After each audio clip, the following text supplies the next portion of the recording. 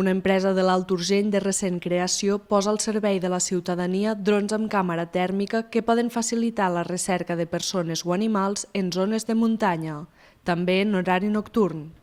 Aurobòtics té per objectiu contribuir al desenvolupament del Pirineu i aportar solucions tecnològiques. La realitat és que tenim una tecnologia que és brutal i si la podem aplicar a coses com les que ens trobem aquí, que se'ns pot perdre un excursionista, un nen petit, una persona que pugui tindre Alzheimer, que una vaca, que un gos se t'escapi i el puguem ajudar a trobar, doncs jo penso que és una contribució molt interessant. Aquests drons també s'utilitzen per fer inspeccions en instal·lacions solars. D'altra banda, la companyia ha desenvolupat serveis de fotogrametria que permeten difondre el patrimoni en 3D o mapejar zones forestals, entre altres. És en 3D, començar a fer ortofotos, començar a fer fotos en 360 graus, realitat virtual, totes aquestes coses que ens permeten no estar sempre pegats a les pantalles, perquè sí que algo també tinc molt clar és que volem que la tecnologia que desenvolupem aquí estigui al servei de les persones, no que ens absorbeixi, però sí que ens pugui ajudar a donar a conèixer tot el que tenim.